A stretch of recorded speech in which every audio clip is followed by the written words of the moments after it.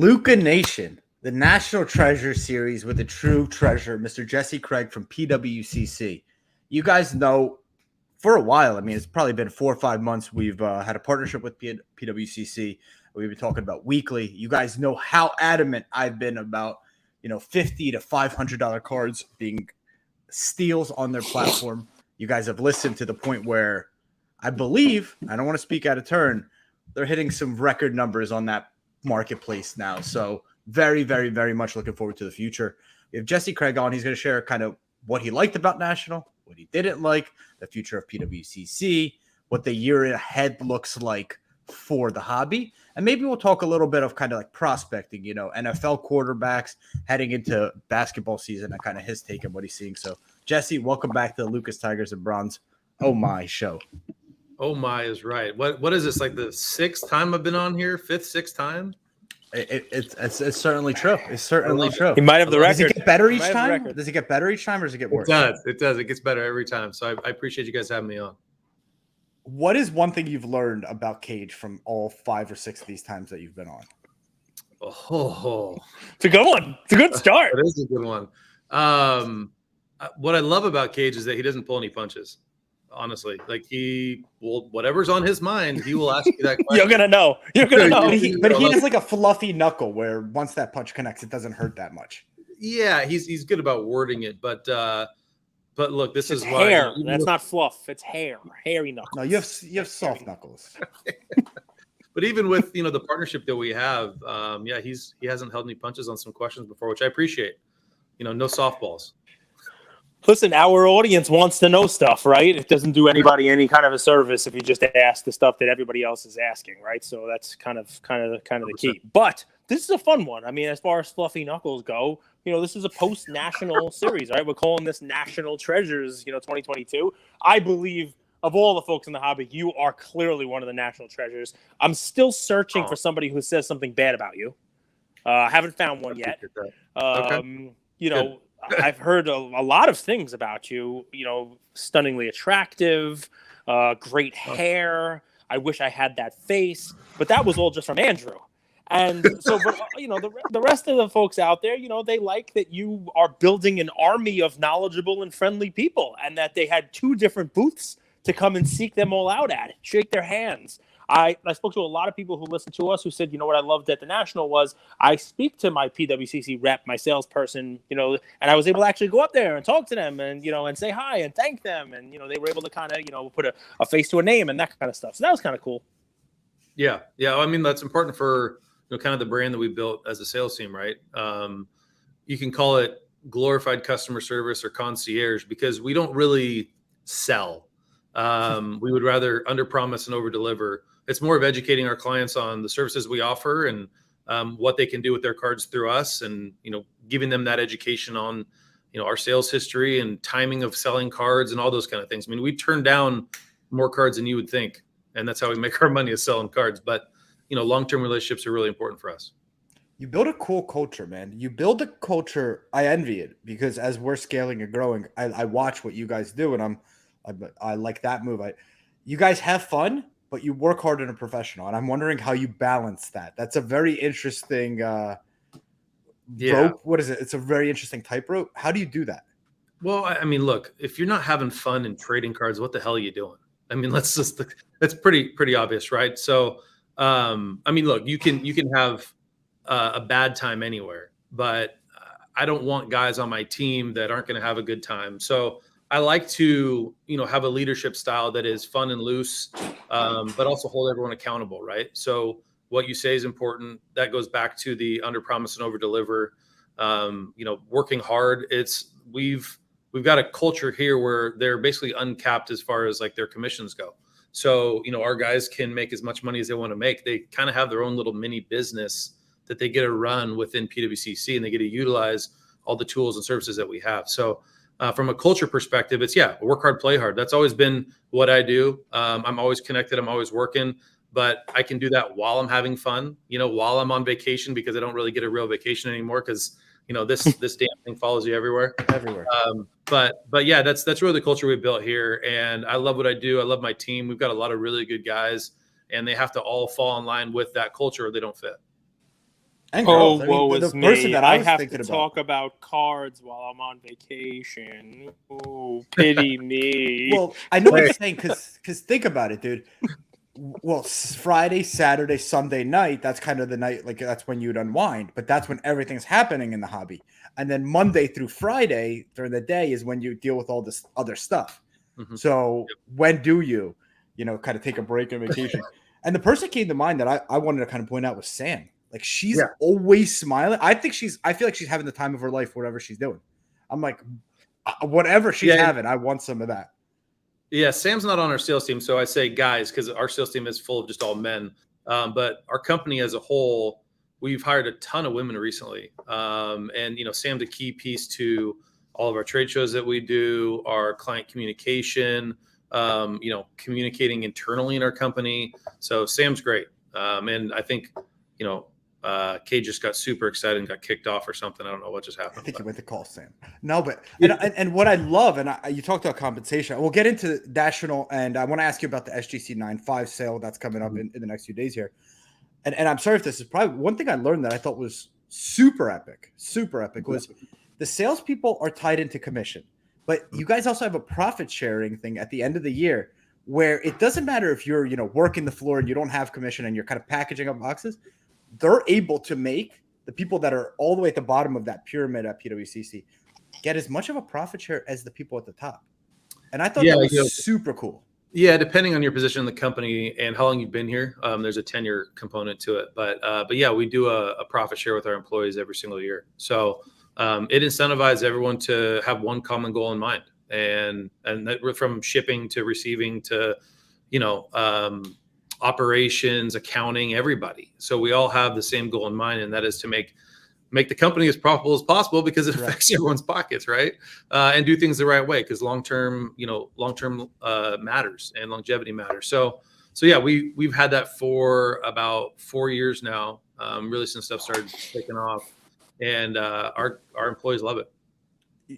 One of my favorite quotes is show me the incentives and I'll show you the outcomes. When I heard that, it was like an aha moment where it was like from like a leader standpoint, I'm like, I see why they were able to grow because it's like the weakest chain, right? The weakest link in the chain is only as strong as that chain. So if you're weak, the first people, the operations, accounting, all that stuff that no one sees, if they're as invested in the outcome of the business, watch out. Well, and those employees are those links in the chain, right? So they're super critical in every different component of the business for being successful. And I think that, one of the things I'm most proud of as a company is the people that we have here. And that's not BS. That's not fluff. Like we honestly love hanging out with each other. We just had a company barbecue a couple of weeks ago, and everybody's out there having a good time. We're a very tight knit company, especially for how fast we've grown. And we have a company call every single week. We all stay in touch. We know exactly what's going on in the company from top to bottom. And I think that's really important as you grow as fast as we have. In a downturn like this, and I don't think it's a card downturn. I think we're going to see a company downturn where some good talent leaves other companies. Mm-hmm. Be on the lookout because I have a feeling that PWCC is where a lot of this great talent will end up. And here's why it matters to you guys. I buy something on weekly on Sunday. I have that package in my hand by Wednesday. That's those chains, right? That's the link in the chain. That's if something happens with my package or I want something, I shoot a message to customer service. Heather is responding literally before I hit send, right? If I have a question about the market, I could call or message. So it's incredible what you guys are doing. Now, I wish you guys all this and gals all the success. Over to National. Would you rather have carpet all over the flooring there or continental breakfast where you have scones, muffins, coffee, tea available? Carpet. What the fuck is wrong with you guys? Carpet. You guys are sick. Yeah. You have problems. Seriously. Yeah. Well, carpets. Hey, when you walk the floor for 5 days straight, that carpet is critical. All right. I know what I need to do. I need to buy out Dr. Souls and run more ads. Because have you guys heard about insoles? That is carpet for your shoes. Yes and no. All right, fine. Give us a quick. So we've been seeing posts. I don't necessarily agree with this, that the market's in a downturn. We just had PWCC premiere. And on Thursday, we're recording this the week of the 22nd. what was like the general vibe, the general gist? Like, did things undersell? Did they oversell? Did something like give us a market recap if you don't mind? Yeah. So look, every year we have Kate can't figure it out. Good Lord, man. There we go. We're good now. Oh, I went to the computer. You No, lit. it's funny. I'm on vacation and someone's calling me like, the do not disturb is just going nuts. Your do not disturb is on, but if they repeat call, they'll get through. So I just keep getting calls. So I can only imagine what it is. But I'm actually on PTO today. So shit happens. Wow. Whatever it is gonna happen. In Cage's business chain, he is the strongest link, so everything has to go through him. Pretty That's what the much. system is built. So Clear man. call. By the way, I'm with you on the carpet. 1,000,000,000,000%. The carpet. There we go. I was waiting for you to back me up on that. It's not even close. It's not even close. I mean, Chicago had none. Atlantic City, you're like, oh, this is the best. Mint Collective was even better, right? Mint was the best. Mint was like, ooh. It was on a trampoline. Yeah, Mint was great. I'll take it. Screw carpet. I want a trampoline floor, so you could just jump from booth to booth to booth. You guys are picturing that. At first, you're like, "That's." I am. I'm like, oh, this is kind of What cool. not? Get on it. Right? Yeah. The liability would be insane. No, but going back to the market recap, look, every time around May, every single year it's cyclical. Our market goes through a downturn. It's usually between 10 and 20%. Now, with the that combined with the economic recession that we're going through, obviously it compounded that. And so we've had in our market, a lot of guys would say a rough couple of months or rough few months. And we felt that across the board with pricing for a lot of stuff. But what people don't realize is that, vintage has actually done really well. Rare stuff has actually done really well. It's those ultra modern, those commodities, the things that went to the moon and have come, they've had to come settle back down. But stuff that's had steady growth or stuff that's, you have the FOMO of not being able to see it or find it again. That stuff still does really well. So, we had a rough few months, I guess you would say, from a pricing perspective. Rough being that we price everything that comes into the vault now. So once an auction closes, we can see where we had it valued at versus where everything finished.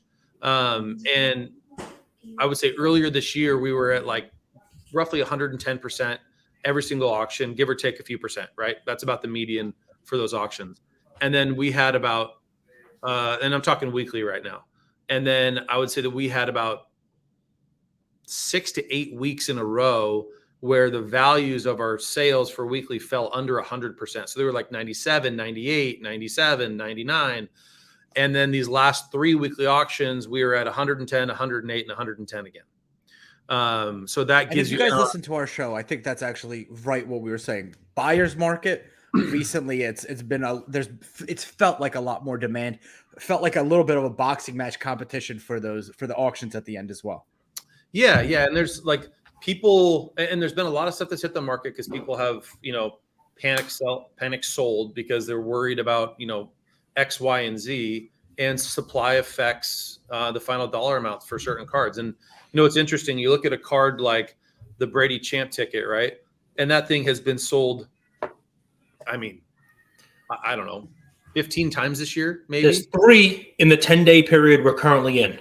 So you had one in Premier, Golden had one this past Saturday, and Heritage has one on Saturday. Yeah, exactly. 3 of the 100 are being sold in a 10-day period. Call it 15 or 20 of those have changed hands this year already. And that's a card that's limited to 100. And now we're talking about the GOAT, his staple card from his rookie year, on card auto, right? And you look at that compared to, let's call it the PMG Red Jordan. Okay. There's 90 versus 100, whatever.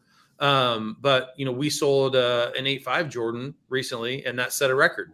Yep. Right. Brady's are going like this because there's so much supply that's hit the market. Jordans are going like this, but it's just because there's only been 2 or 3 Reds that have sold this entire year. But people don't understand it's cyclical. So that It Jordan is. set a record over $500,000, and maybe the next one sells for $600,000, and then all of a sudden 4 of them are going to come out before the end of the year because people who are into them. Because I missed out buying that one because I was 86 Fleer is the way to go, and you could have bought one of those a year and a half ago for less than the 86 Fleer, a year ago for less than the 86 Fleer, and I didn't. I remember I'm going to hang on to the 86 Fleer, not buy this one. But so there's a lot of people who are into that card now at 100 or less, 150 or less, and they see 500, 600, and like, here we go. Let's go. I'm taking it out. I got to make my and then it's the same kind of thing, especially on the quality assets, right? Yep. So I think what you're telling people, I hope behind the scenes, is there's going to be a time where people are no longer willing to sell. Like if that Brady comes down, 1-2 might be it. You know what I mean? The 1-2 that it's sold for might be it, and then people will stop selling them. Right. And then the next one that comes demand, might be enough for 6 months. Pent up demand. And that's why the Jordan went for so much, right? It's like there was that pent up demand for that card. And so the card went crazy. And the same thing happened. We actually had a client that was looking to sell a 93 SP foil Jeter PSA 10. This is back in March, I think it was. And he was contemplating whether to sell it or not. And there hadn't been one that had sold in 6 or 8 months. And I told him, I was like, now's a really good time to sell it because you want to be the first one to come out with this pent up demand that we've had. And you'll probably get a really good number. And he kind of thought about it. And then there was another auction house that came out with one, did a really good number, as we suspected. And then he goes, oh, I'll sell mine. And I was like, okay, you need to be aware. There's a very little chance that it reaches that number or gets within 20% of it. Because now you've lost one high-end bidder who now has one, unless he buys multiple copies, right? That guy's off the market now. And now because usually it's, as you know, it's 2 guys late in the game that tick that card up 20%. And so that guy's gone now. And now the pent-up demand isn't as high as it was. And so the next sale is likely going to be 20%, 30% less. Sure enough, it was about 20% less. And so this is, people have to realize that, like, people see big numbers, then the market gets flooded with supply and they come back down. But once they change hands, then that number, they create a new basement or a floor for that card. And then as long as you can hold, then they usually start going up once that demand gets built again. Jesse, have you seen something that worries me? I haven't seen a run up on quarterbacks, and not just 1, 4 or 5 different quarterbacks like I have this year. And it's surprising, and I'm curious why you think it might have happened, right? Like you're seeing these 1-of-1 Trey Lance, Burrows, just all across the board, Trevor Lawrence's, and they're selling for incredibly high prices. They are. Yeah, it's look, we call it prospecting. Like it's that simple. Have you seen it the way it's been this year? No, we saw some of it last year with Herbert last year a little bit because he had a good rookie year. Didn't see as much with Burrow until mid-season once he started playing really well because he didn't really have a rookie year. But no, it's pretty prevalent right now. Guys they're placing bets, and there's going to be a lot of guys that get hurt because not everybody can win the Super Bowl, especially in the AFC. The AFC is nuts. So there's so many talented young quarterbacks in the AFC that it's crazy. But yeah, if you're a prospector and you believe in a guy, well, people are betting the farm on it feels like, and those guys are likely going to get hurt. It's just the truth. But there's a lot of money flowing into those guys right now. So it's really interesting. I look at that and I go, well, there's this guy named Patrick Mahomes whose cards are going for about equal, if not just barely more than some of these guys that haven't done a thing. What are we even talking about here? The guy's been. What if Russell Wilson wins the Super Bowl? Russell Wilson became cardboard irrelevant now. His problem is brand. That's the point. But the point is, what I'm trying to say is, don't go out and buy Russell Wilson. But that's a feasible scenario. That's a great defense with a Super Bowl winning quarterback. I'm not saying buy Russell Wilson. I'm saying what does that do to everyone else who's making their bets on different horses in this? That's another wild card that you can throw out there, right? Now, the problem with, we've talked about it on the show before, the problem with a lot of guys like Russell Wilson is brand. Like his brand's not good in the trading card community because he's disingenuous, in my opinion. Like he seems kind of fake. Whoa. Yeah. You heard it here first, right? It's not often you hear people calling someone other than you that word. He's overly clean, in my opinion, and it doesn't resonate with me. Wow. It just doesn't. Do you know why that is? So when he was a kid growing up, his dad and his parents would practice, not just like you'd go practice football, you'd practice your Heisman speech, you'd practice your Super Bowls. So he was kind of raised by his parents. And it feels like that. It feels all premeditated, and that's my point. He's inauthentic. He doesn't feel authentic, in my opinion, and that hurts his brand. So you can have. Well, look, right? He's won a Super Bowl. Like his cards should be worth a lot more than they are. Like, I mean, Aaron Rodgers and him are kind of on the same page, except for Rodgers has more MVPs. But like he almost won a second Super Bowl. Like he was right there, right? So his cards should be worth a hell of a lot more than they are, and they're not worth hardly anything in comparison.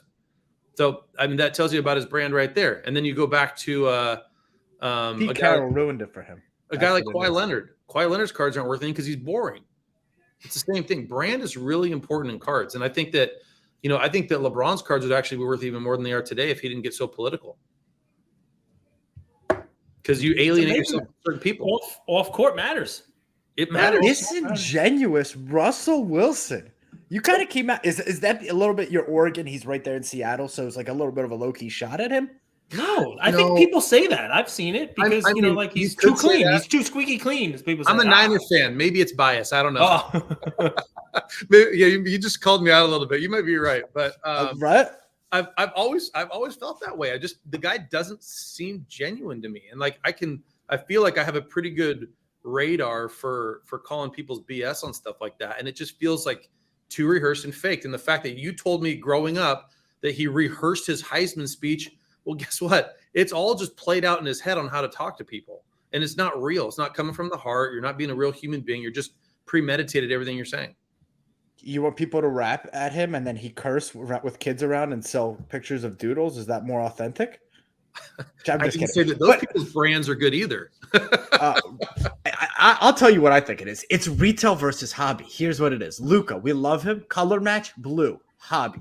Trey Lance will make him dance. Red. Hobby. Color match. Green. Retail. Color match with Russell Wilson. That's why we don't love him. I mean, you should have went with like Tatum or Giannis with the green color match. There is no Bucks green. I mean, what? So Trey Lance will make him dance. Is he the real thing? Because his prices are more expensive than Mac Jones, Trevor Lawrence, Justin Fields. He hasn't even played a game. I'm a 49er fan, and I'm scared shitless of him as my quarterback. The one good thing Trey Lance has going for him is he has the best offensive mind in football as his head coach. Very good quarterback coach and a very good tight end. Andy Reid got traded to the 49ers. What I do think that Shanahan's going to do is he's going to utilize Trey's strengths and limit his weaknesses, and we're going to run the ball a lot. That's what. Oh yeah. They'll utilize him the best way possible. They'll give him half a field to work with. He'll have good numbers. He will. But I mean, I don't know if the numbers are going to justify the prices being paid. The one good thing Lance has going for him is that he's in the NFC.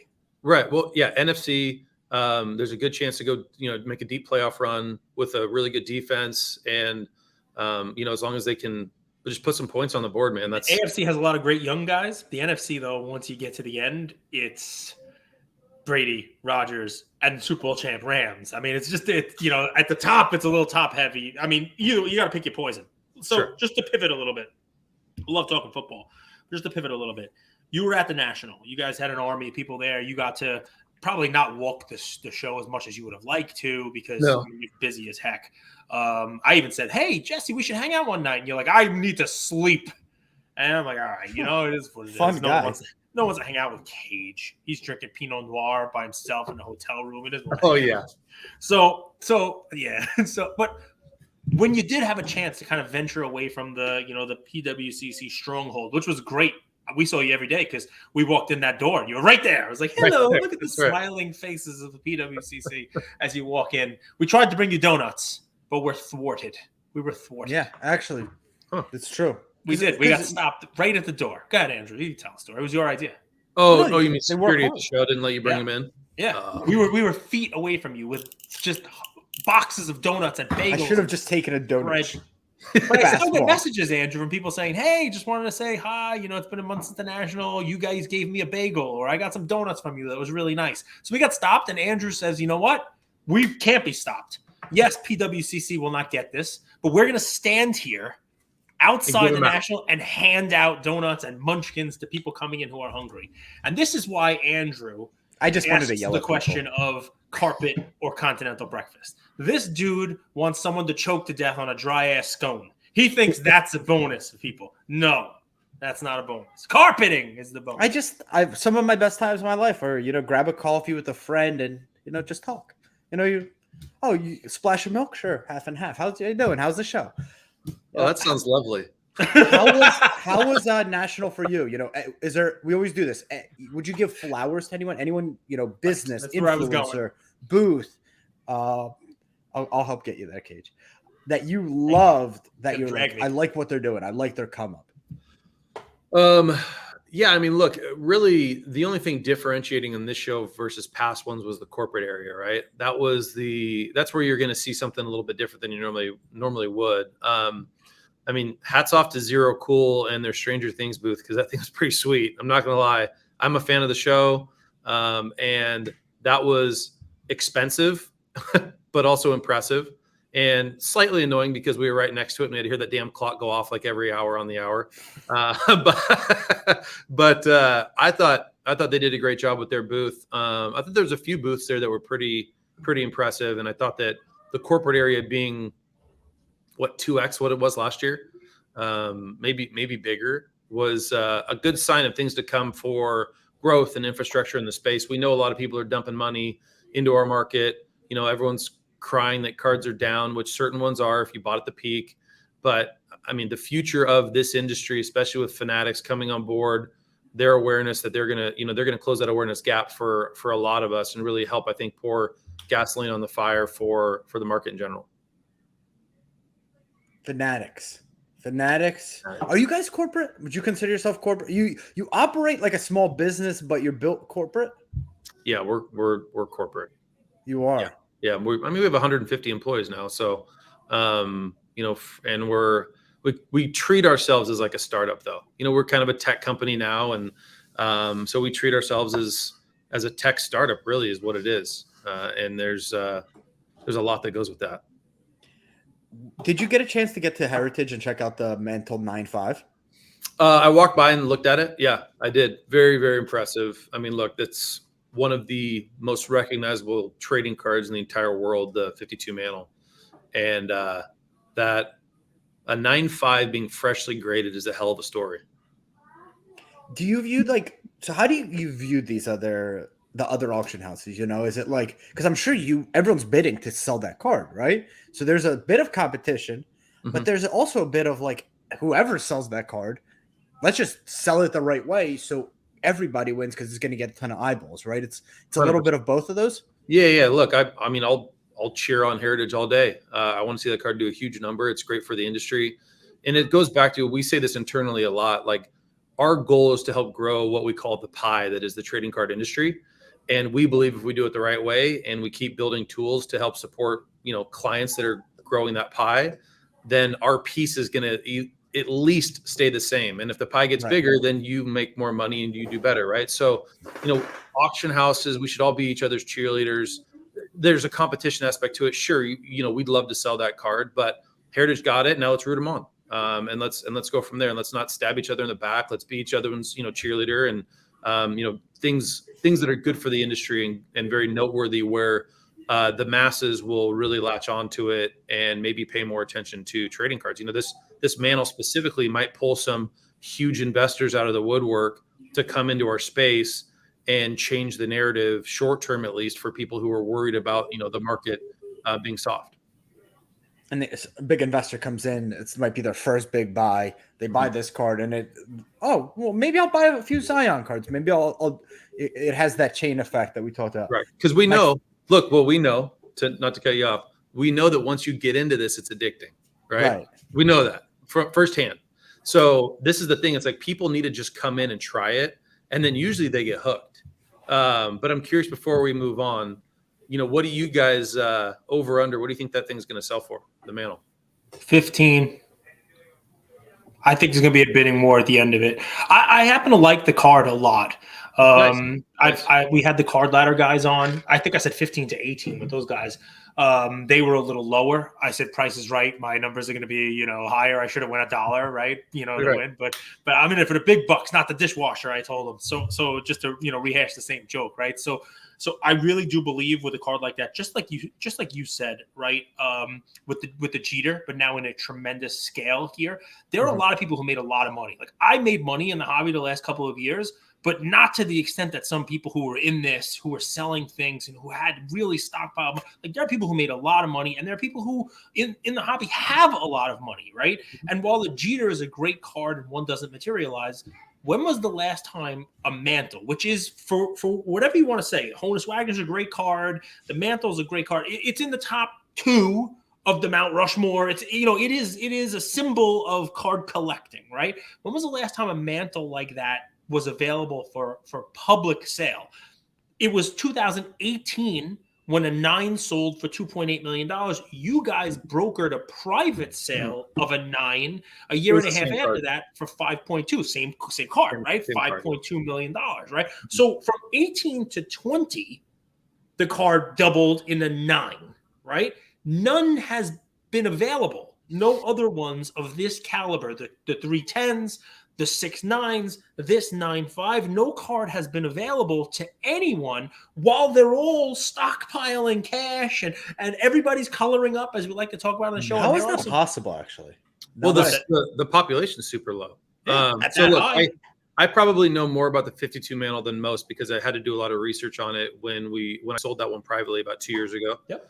So there's 6.9s and there's 310s. Correct. And 4 of the 9s should be 7s. You heard it here first. I mean, they're not nice 9s. They didn't hear it here first, because if you go back to the episode, what you'll hear is me saying that this SGC 9.5 is better than 4 9s, and it's better, I believe, than 2 of the 10s. The 5th 9, and then Jesse, you saw that because you saw them in person, or you went to the registry and you saw them on the PSA scan? No, I researched it. I actually I have images of the other 4, and they're all the same. The same guy owns them all. All 4 9s? I believe. Well, they were all graded at the same time. I think the same guy still owns all of them. I don't think he's sold them unless he moved them privately, and I didn't hear about it. Usually, you hear about stuff like that. So the 5th 9, or sorry, I obviously know what the 9 looks like that I sold. But then the 6th one, I actually don't know what that looks like. I've heard it's nice, but I don't know how nice. I can't imagine it's nicer than the one that we brokered, that we stickered an A. But the 9.5 that SGC has, like, it rivals the PSA, the nicest PSA 9. And I know that PSA 9 is nicer than a couple of 10s. So, you're talking about one of the top 3, maybe 4 Mantles in existence. And so, if you're talking about buying a PSA 10, even one that doesn't look as nice as this SGC 9.5, you're going to pay $30 million plus. Correct. So if you can get this one for 15, it almost feels like a bargain. You're not buying, you're getting the My card. thought exactly. Not to mention 2 people. And the PSA 10s, which is obviously that's the epitome, even though I think 2 of the 10s are not as nice looking as this card, right? They're not going to come up for sale. Kendrick's not selling his. No, the other guys aren't selling theirs, at least not for, like you're talking about, not unless it's going to be $30-40 million, something crazy. Even Fogel, who has the nicest Mantle on the planet, like, it's bar none. It is dead nut centered. Yep. It's the nice one. Fogel is the nice one. I don't know Fogel personally, but that's such a cool thing to own. Like, I doubt he's going to sell it. He's getting older in age. I doubt he'll sell it while he's alive. I think it'll be an estate thing eventually. But so why would think it forward? The next one of these that comes available for sale will not be. I'm picturing McLovin from Superbad. Every time I hear Fogel, I picture McLovin. But what Jesse's saying is right. Holding the mantle. It's not. So this is the opportunity. If you are a whale in the space and you want to be one of the people that owns one of the 9 or 10 best ones, and this is now an ability for you to buy one of the top half of the 10 that are 9 and above. 6 9s, 3 10s, a 9.5. This is it. It is. Right? And who knows when your next opportunity comes. So people are going to show up. I'm worried. I'm worried that the expectation, I'm worried that if it sells for 14, because of the expectation that it should sell for more than that, that feels like 14 is a great number. It's an incredible number for a card. Before I really start talking to people about this at the National, I thought the card was going to do between 10 and 12. And then I had a couple of guys that I knew had good pockets, or deep pockets. I didn't know they were as deep as they are. They're mentioning to me at the show that they're going up to X number in the teens. And I'm like, oh, this thing might go a little bit higher than I thought. So I wouldn't be shocked if somebody gets in a bidding war, if someone has let's call it a bottle and a half of Pinot one night, on closing night. That's why they do it at night. This thing could go to, it wouldn't shock me to see it go to 20. I think the over-under is 15, personally. It wouldn't shock me if it sold for 13 or 17, but also on the high, I'd be surprised if it sold for less than 13 at this point. But if it goes for 20, I think it's a great number for the industry, but it wouldn't surprise me. My favorite Disney movie is Aladdin. Right, so you're growing the pie, building a better movie. If I was the genie and you rub a lamp, and you have 3 wishes. Snap my fingers, I can do it. What would you change, or what would you do to grow that hobby pie? Oh, Wow. Besides more breakers and crop tops, because we get that in the comments. We're working on it. Sure. Well, that's an an number obvious one. one. So do I only have 2 choices now? Yes, that one has been granted. So grandfathered into everyone's responses. Yeah. 3 things. You're putting me on the spot here. One, I think, is just closing the awareness gap. That's the biggest thing. We all know how fun this is. We know how much we love it. And if you love sports, how can you not love trading cards? It doesn't make sense to me, right? So there's however many millions of Americans that love sports. And that's why we are so bullish on this market, is that once they learn, and once the awareness gap and also the education. So I guess that's number 2 is education, right? Having a good educational source for newbies that come into the space that they can go to and depend on with unbiased information, where they can learn about the industry and kind of the inner workings of it. And then honestly, 3 is probably like universal grading standards. I think that it's so confusing for new people coming into the space, looking at PSA and SGC and Beckett, subgrades, non-subgrades, 9.5 being gem mint, 9.5 being mint plus, why PSA 10 sell for 5x of Beckett 9.5 when they're both gem mint. A lot of things don't make logical sense. So I think those things are really important. And if you want to throw one more thing on top of it, it's manufacturing, getting their act together, and making things easier for consumers. And I think that you got to get rid of the Dick's Sporting Goods patches. That drives me nuts still. I'll talk about it every show. The ones that are not game worn. Yeah, it just drives me nuts. Across the board. What would you do? At a minimum, be player worn. At a minimum, like, good Lord. And for the expensive product, go out of the way and make sure. Cage, you're muted. What would you do with? I know he muted me. We're talking about this.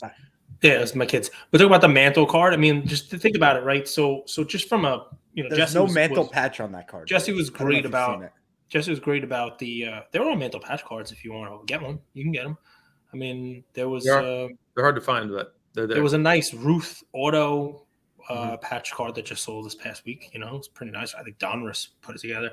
But what I like about this, and I give Jesse some credit about talking about, like, the pie growing, and we would love to be selling it ourselves, but ultimately it's always a good thing for us to see something like this. We're all trying to get the hobby recognized as an asset class that institutional money comes into, right? That same institutional money that's in other asset classes. Last year a coin sold for $18.9 million, the most expensive coin ever sold. It's a 33 double eagle. And a stamp sold for, I think, like just under $9 million. It's not really a stamp. It's like an old British weird, cool stamp. So this sale on because it's weird look. It's like magenta colored. That's not really, whatever. It's a stamp. It's $9 million. So point being, right, that if this sells on the high side of estimates, it could be more expensive than any stamp or any coin has ever sold for. I mean, that's pretty crazy because, those have been collectibles for a long time. They're, well-known assets. I know Jesse buys some expensive Romani Conti, but, they don't sell for $20 million. I mean, DRC is nice. Maybe you got to settle for the Latache. Who knows? But it is what it is. It's crazy. I swear he keeps some of this stuff in like his back pockets just to bring out. Like, I do. Those are very fine wines, guys. Oh, DRC is the best guys stuff that there are is. out there. Like, it's like French Burgundy. It's like legit stuff. Oh yeah, baby. Like, it's good. I can't drink it. What would you do though with patches for a player like Patrick Mahomes, who I learned keeps here we go all of his game worn? This is his thing. This is the bee in his bonnet. It's got to be part of the collective bargaining agreement with the Players Association. That's it. There has to be a certain number of jerseys. Now, Fanatics was smart enough to tie in that athletes are actually incentivized by there's some kind of profit sharing with the sale of their trading cards, right? So now they're more incentivized to have their stuff do well. So for a guy like Mahomes, we wear 17 jerseys a year plus playoffs. Like, give me a freaking break. You can't give up 5 of those. 5. So I think it just has to be negotiated from a higher level perspective where they're required to supply X amount of game used jerseys to meet whatever manufacturing needs there are from those companies. And now those game used memorabilia guys out there are probably wanting to chop my head off because they hate seeing those cards chopped up. But we need. I think they make unbelievable trading cards. I also do love game used memorabilia in general. I think it's really, really cool when you can photo match it, especially to a historical event. I think that stuff is the most unique, one of the kind stuff in our space. And I wouldn't be shocked to see some jersey of some kind go for 8 figures here pretty soon. I'm curious. This is probably the first we've seen it. You said universal grading standard. PWCC now sells 4 different grading companies on weekly, which is honestly, when I came into the hobby, that would have been crazy. That just 2-3 years ago to even think about, right? That's legit. And whatever order, PSA, SGC, CSG, Beckett, whatever order you out there listening put it. Those are the. Do you see where there's going to be 5, 6, 7, 8 on weekly eventually? Not for us for a while. So we won't carry a grading company's product unless they have some kind of history in the space. And the reason for that, it's not that we don't think some of these companies coming up are going to be maybe the best, right? Like, it has nothing to do with that. It's a matter of like, well, what if they don't? What if they fold? What if they go under? And we have a marketplace guarantee and a buyback guarantee. So what happens if there's an issue with one of those cards? There's no recourse for us to go back to the grading company and say, hey, you made an error. You need to compensate our client for, X, Y, and Z reason. Well, if the company folds, then we have no recourse and we have to eat that. So it's a risk on our part to accept people who haven't been around long enough and established. You got SGC, Beckett, PSA, they've been around for forever. CSG, the reason we carry their product is they've been around for forever with coins and comics as a company, right? They were acquired by Blackstone. So they're legit. They've been around for a long time. They're not going anywhere.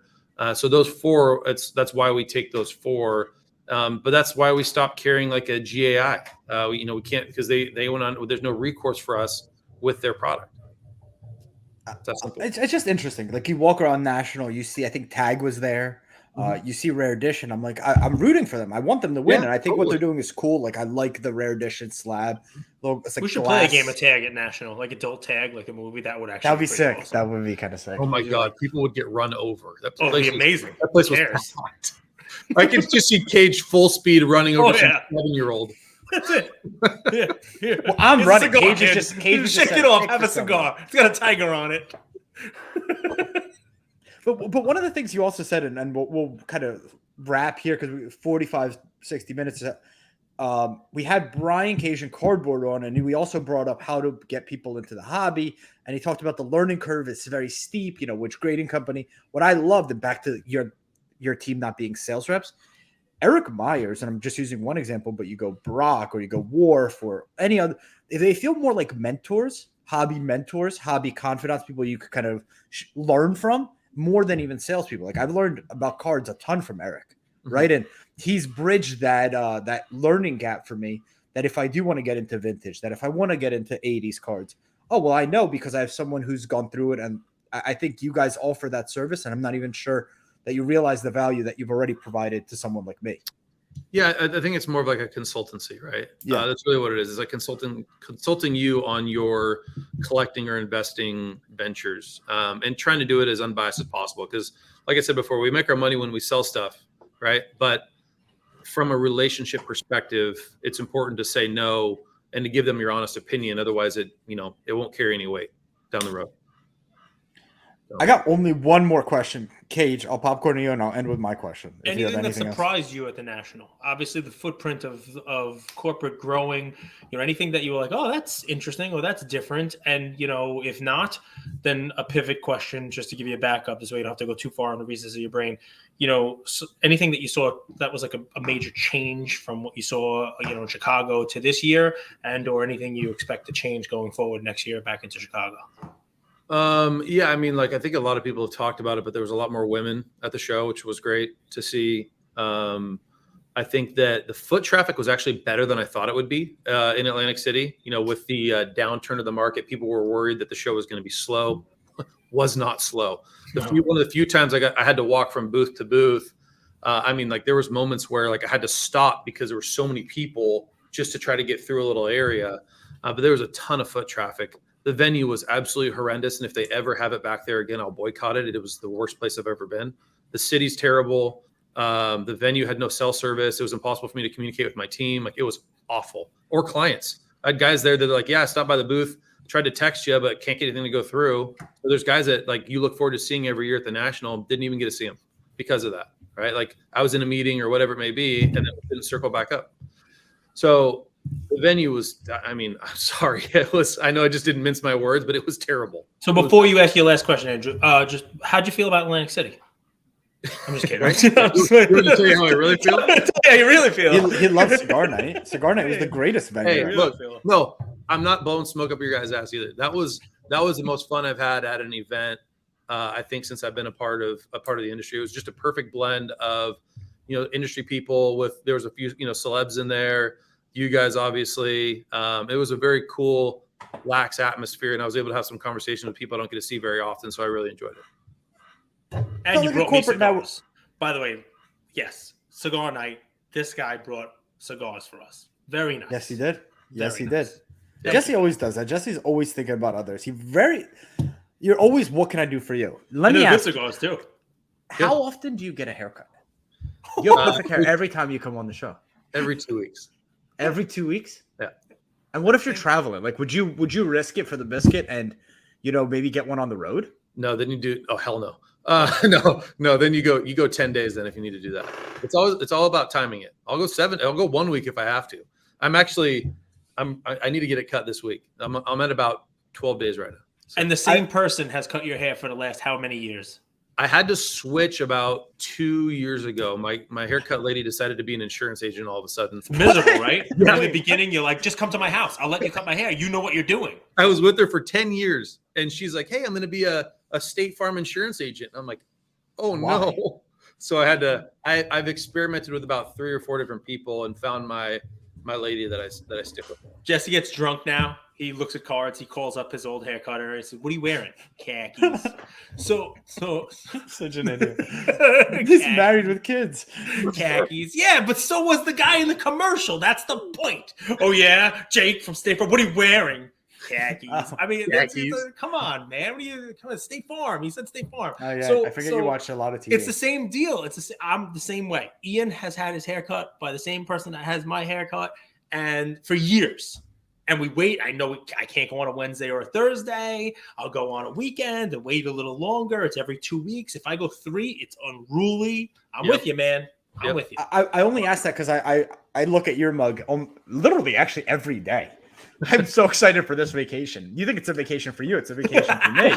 Yeah. But I'm like, this guy has incredible hair. So when I see it, it's like it's just perfect. Like, he's got the product down, the line down.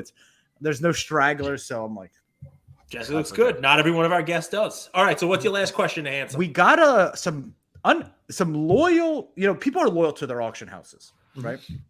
And this weekend in our OG group, people are like, dude, some of my stuff ended really, really, really light.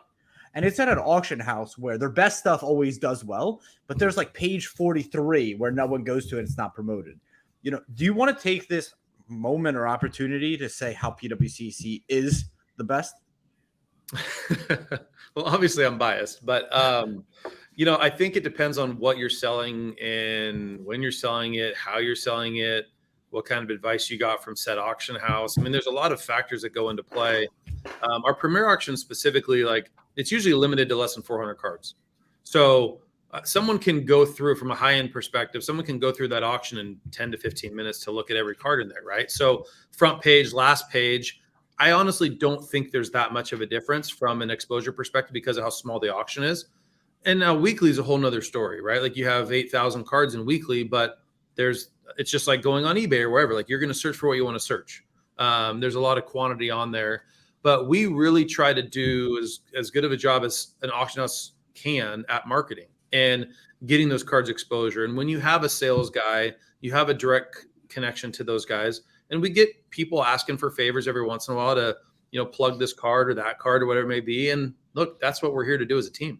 Like, we're here to take care of our guys. So as much as we can, to our best ability, we're going to plug those auction houses. We're going to get guys to talk about the auction that aren't a part of our company, like you guys, like, other partners of ours, right? Just to try to get more exposure for those sellers and for buyers to come on in. So we honestly care. I mean, I think maybe that's the biggest thing, is that we really do care about the results. We care about our clients. And like I said, relationships. That's what we're all about. The tech makes searching super easy. Then you have this function that's like anytime anyone bids on a card, it flashes. So you could literally sit at your computer and look at all the interesting cards people are bidding at. You have the Wharf storytelling and do an amazing Instagram post. He's awesome. I love it because it saves me time as the buyer, right? It's like, that's Kobe's last year Topps Chrome with Durant and Westbrook. Let me take a look at that card, add it to my watch list. Oh, this is a cool card I've never seen. Add it to my watch list. The actual buying experience, I've never enjoyed buying cards more recently than I have been with the weekly auctions. I love that I won cards last night and they're in my vault already. They're literally in my vault. I have them. Because did you pay with like on account funds or something? Yeah. Yeah, exactly. Which is the beauty too. It's like you can leave money on account, and when you buy cards, you can pay for them and immediately just get transferred into your vault, because that's the ecosystem that we have here, right? Like everything's digitally archived already. It's already in the vault, already stored, and so it can just digitally transfer to you once you pay for the assets. And something that's coming on board, I might have talked about it last time I was on here with you guys, but Save Searches is coming. It's weeks away. It's going to be a big deal. Like you can save 300 searches if you want, and you can select them all and search all of them at one time, instead of like on eBay having to individually go into every single search and open up a new tab or whatever it may be. You'll be able to search all of them at once, or 3 of them, or 20 of them. So it's going to be a pretty cool feature when we have that. And Jesse didn't even touch on this. Right here, I have free packing materials because I buy cards from Weekly. They get shipped home, and I have boxes and boxes of peanuts. So I was having their new ad campaign with USPS. Buy with PWCC, and you can reuse our packing peanuts. Yeah, we're the new you. Literally. Dude, every time I'm packing, there's like this weird thing in my brain going, money, you're losing. But now, because I bought from Weekly, I get this huge box of peanuts, and I got compliments on our Whatnot show. Best packaging on the line. Best packaging on the line is what they said. And here's what happened. On the line. I take a picture. I put it on the line. Yes, USPS used to break my cards by accident, throw them around, all that stuff. Now I bubble wrap them, and inside of the bubble mailer, I have these peanuts, which I don't have to pay $1 for. Not a single broken package. There you go, Jesse. I mean, you know what? People tell you about the value you guys add. This is probably the first time you've been thanked for your peanuts. I have not heard about additional packing supplies. I'll mention that to the team and see how we can compound that. It's the greatest thing ever. I know this feels tongue in cheek, but it's candid from my heart. Luca Nation, we love you. Hope you enjoyed the National Treasure series. Cage, I hope you enjoyed Disney World, brother. Yeah, man. Guys, send Cage some messages. If there's any problems at the end of August, DM me. If you guys want to send flowers or love, DM Cage. PWCC, if you guys are buying, selling, want to vault stuff, DM them on PWCC Instagram, and they'll direct PWCC Marketplace on Instagram. They'll direct you anywhere you need.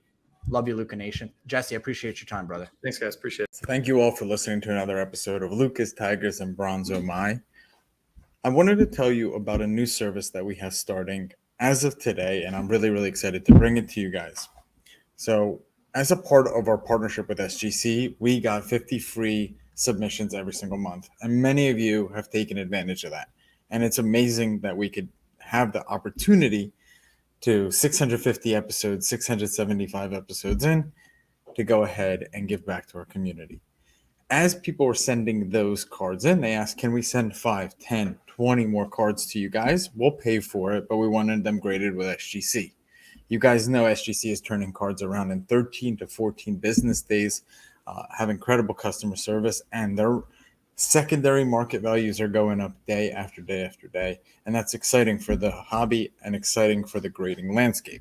So we didn't want to just rush into it. We wanted to do it right. And what we did was I relocated here to Boca Raton, Florida. I opened up a P.O. box maybe 5 minutes away from SGC, and I will be hand delivering and hand picking up the cards. So you don't have to worry about anyone else touching your cards. It will be me, and I will update you every step of the way. So here's how it's going to work. I'm going to personally pick up the cards from a P.O. box, prep them, new card saver, new penny sleeve, and deliver them to SGC every single Tuesday.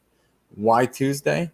Well, It lets the stragglers over the weekend come back through on Monday and gives me a day to prep, and it basically gives SGC the entire week to work on grading those cards. Once your cards pop, only then at the end of the process will you be paying for the service. It's $25 per card, simple as that, and the turnaround times have never been faster. We're hearing right now 13, 14, less than 20 business days. So there it is, 9170 Glades Road, number 135 is the P.O. Box in Boca Raton, Florida, 33434. 9170 Glades Road, number 135, Boca Raton, Florida, 33434. Of course, you could shoot me an email or shoot me a text anytime, and I'm always available. Many of you already have my email. It's iamandrewgoldberg@gmail.com, or my cell phone number, 215-519-9154. Reach out with any questions. I could walk you through the process. I've hopped on the call with quite a few of you, and I'm happy to do that. Love you, Luca Nation.